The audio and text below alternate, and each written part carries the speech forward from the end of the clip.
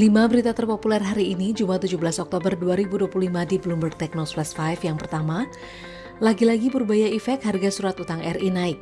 Menteri Keuangan Purbaya Yudi Sadewa memberi sinyal pemerintah akan mengurangi penarikan utang negara dalam APBN 2025 di tengah upaya efisiensi.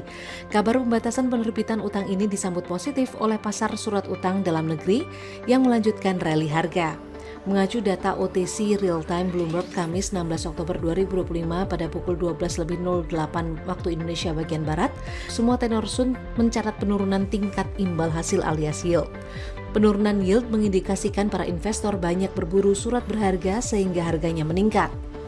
Mengacu data Bloomberg, imbal hasil obligasi pemerintah acuan Indonesia turun ke level terendah dalam lebih dari 4 tahun. Didorong ekspektasi pemangkasan suku bunga acuan dan tingginya permintaan. Imbal hasil obligasi tenor 10 tahun turun sebesar 7,7 basis point menjadi 5,945% yang merupakan level terendah sejak Januari 2021. Kedua, Luhut soal restrukturisasi utang WUS kita terima barang busuk. Ketua Den Luhut Binsar Panjaitan pada 16 Oktober 2025 meminta utang yang dihasilkan dari proyek WUS melalui PT Kereta Cepat Indonesia Cina atau KCIC untuk direstrukturisasi. Menurutnya sejak awal proyek ini memang bermasalah dan dipastikan menimbulkan beban. Luhut mengatakan saat menjabat sebagai Menko Marves dirinya telah meminta Badan Pengawasan Keuangan dan Pembangunan atau BPKP untuk melakukan audit.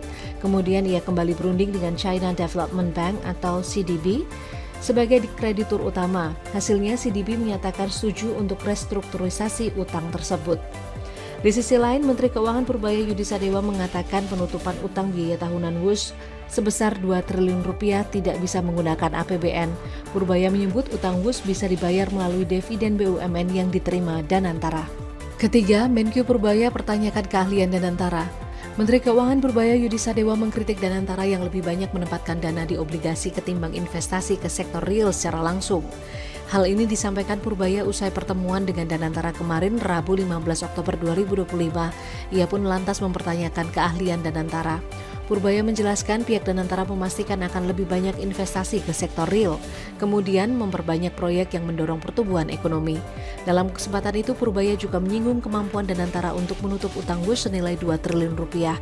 Menurutnya dividen dari BUMN ke Danantara senilai 90 triliun rupiah cukup untuk menutup utang tersebut. Keempat, pergantian dirut Garuda terlalu cepat, ini penjelasan Danantara.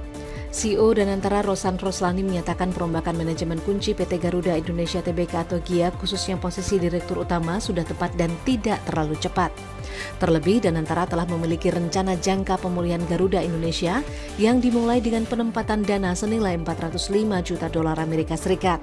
Rosan menyebut bahwa pergantian direksi dan penambahan 2 direksi asing, yakni Balagopal Kunduvara sebagai Direktur Keuangan dan Manajemen Resiko, dan Neil Raymond Mills sebagai Direktur Transformasi merupakan tanda keseriusan Danantara memperbaiki Garuda. Seperti diketahui, RUPSLB Garuda Indonesia atau GIA kemarin Rabu 16 Oktober 2025 mengangkat Glenny H. Kairupan sebagai Direktur Utama menggantikan Wamildan Sani yang belum genap setahun menjabat. Kelima, iming-iming Prabowo buat Purbaya jika ekonomi lewati 5,5%. Menteri Keuangan Purbaya Yudi Sadewa berkelakar soal hadiah yang dijanjikan Presiden Prabowo Subianto apabila pertumbuhan ekonomi lewat 5,5% akhir tahun ini.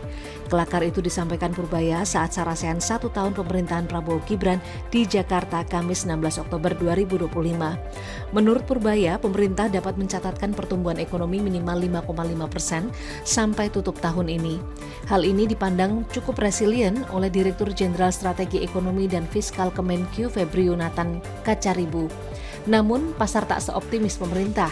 Konsensus yang dihimpun Bloomberg menghasilkan proyeksi pertumbuhan ekonomi Indonesia pada kuartal 3 2025 adalah 4,8%. Untuk mengejut pertumbuhan ekonomi, Bank Indonesia diperkirakan masih akan melanjutkan pelonggaran moneter.